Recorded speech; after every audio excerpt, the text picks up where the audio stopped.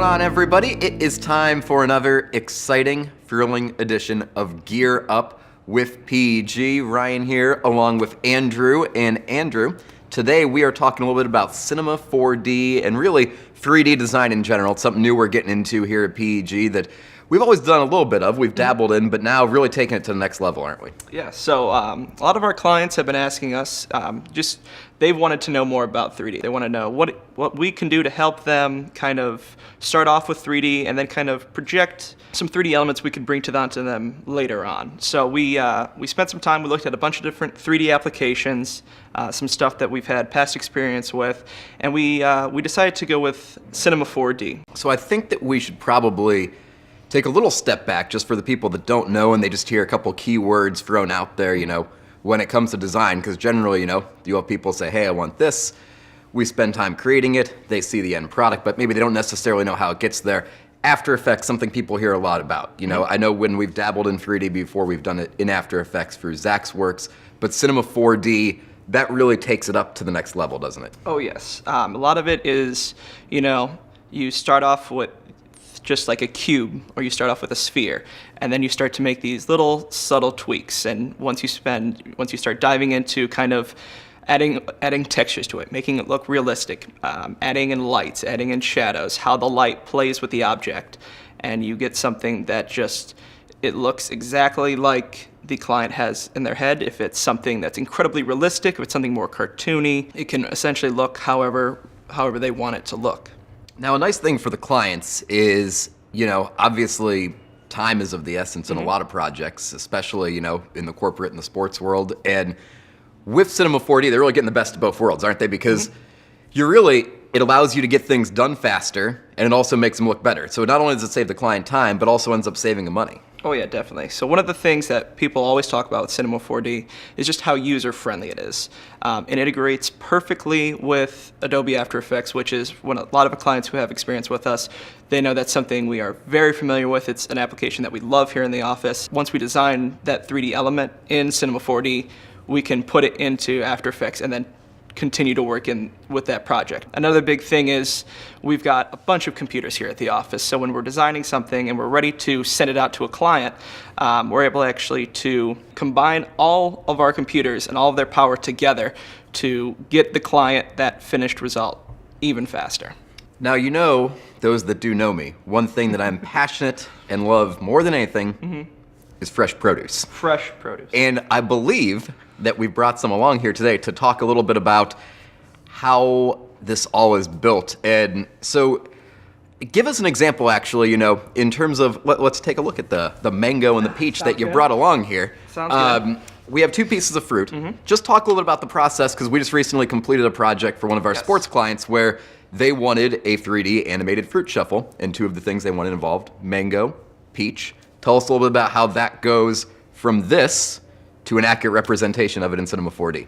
So one of the things, as I was saying, with Cinema 4D, it starts off with one basic shape. So both of these objects are going to start off as just a simple sphere.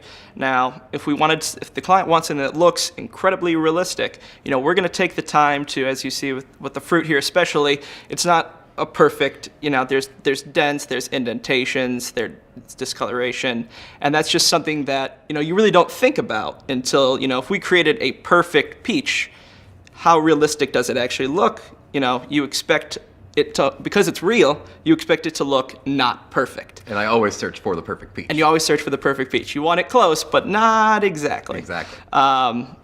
So that kind of also goes into one of the advantages with Cinema 4D is you want it to look realistic by making it look imperfect. So when a client sees something, they're not like, that looks computer generated. You want them for that brief second, that brief moment to think, am I looking at a picture? Am I looking at an actual peach? Or am I looking at something that was created in a program?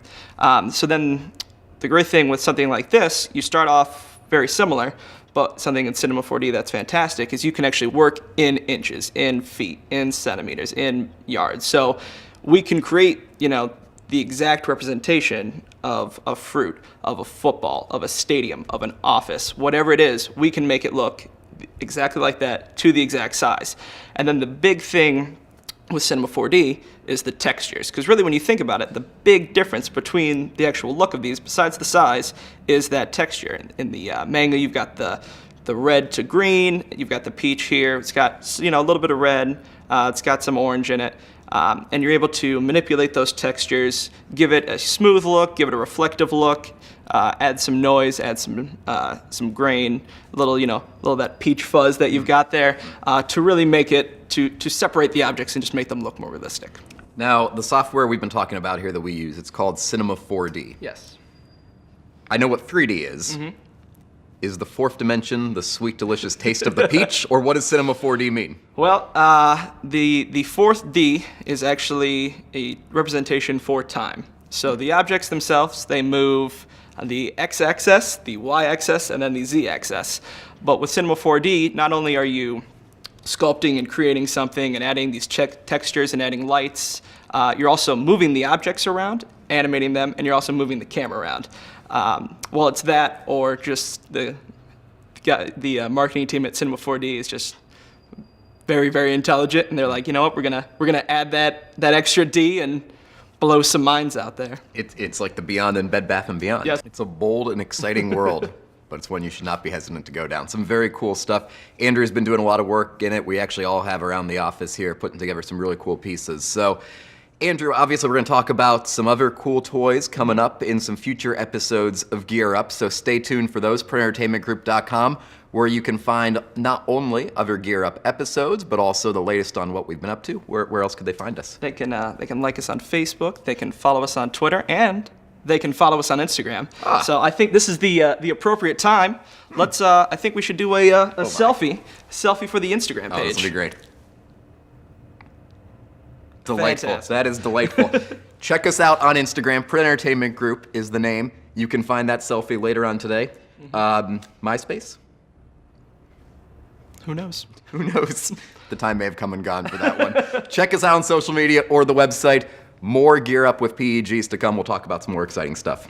Bye, everybody.